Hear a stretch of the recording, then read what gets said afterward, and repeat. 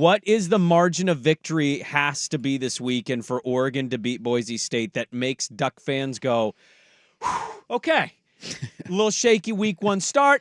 We're back, baby. What is that margin of victory? He threw out a score, and I said, I think people would be happy with a win no matter what because you've never beaten Boise State.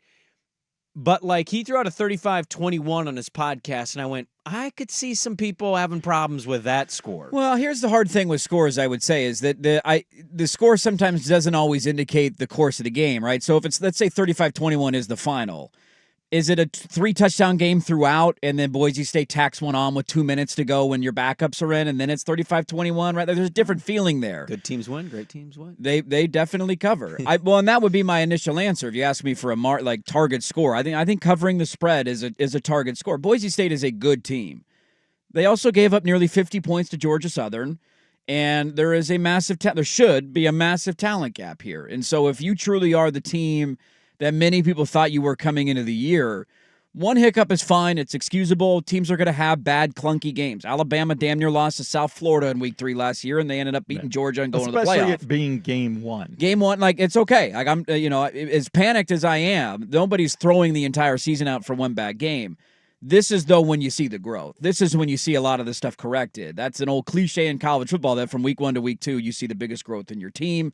You fix a lot of the stupid mental mistakes, a lot of the procedural penalties. That stuff should all be cleaned up, and you should be able to run the football. If Boise State's going to give up 50, basically, to Georgia Southern, your offense should be able to hum against them the entire game. And if that's the case, I love the matchup for Oregon because I think the under-talked-about thing for the last week or 4 days on Oregon is how good their defense is and how good their defense looked. And I truly think Oregon has an elite defense this year. So I don't see Genty running for 300 yards. Some people are predicting this to be a shootout and take the over. I don't see that at all. And so if that's the case, you win by 21, I'm perfectly happy with that. I mean, I look at Boise, and you said something interesting there that may prove to be right.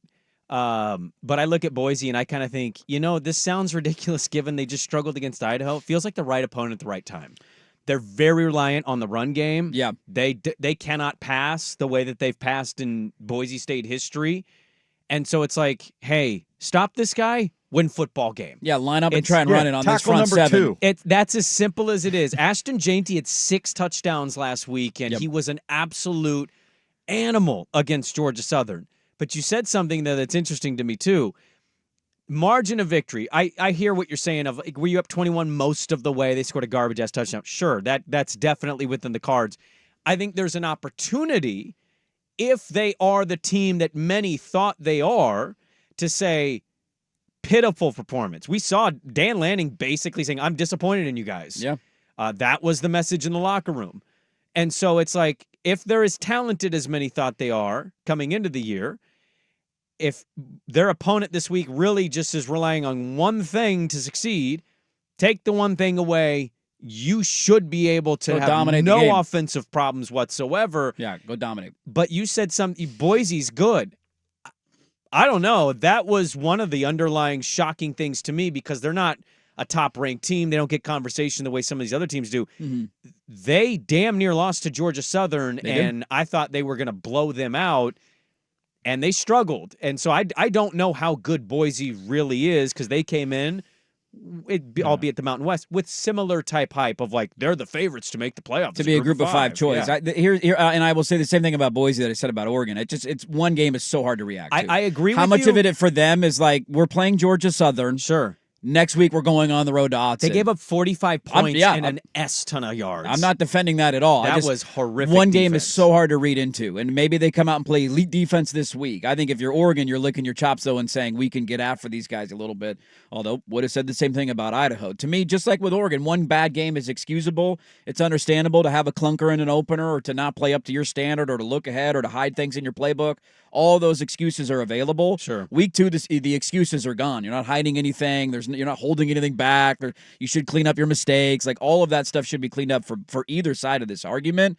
The Boise State argument is just basically preseason. Many people looked at them as the group of 5 representative to make the playoff, and that's why people think they're good this year. And Janty's a stud. So cover the spread? Cover the spread. Is that where we're at on all this stuff, really? Because every fan wants their team to win 63 to 17 or whatever. Yeah, 50-point win would be nice, but 42-21's the final, I'm perfectly 42-21, you're okay. perfectly fine with that. Okay. 35-17, 49-24, whatever math I'm trying equation. to think of like if it's within 20, is that good enough? And that very well could be what it is, but it just got me thinking a little bit.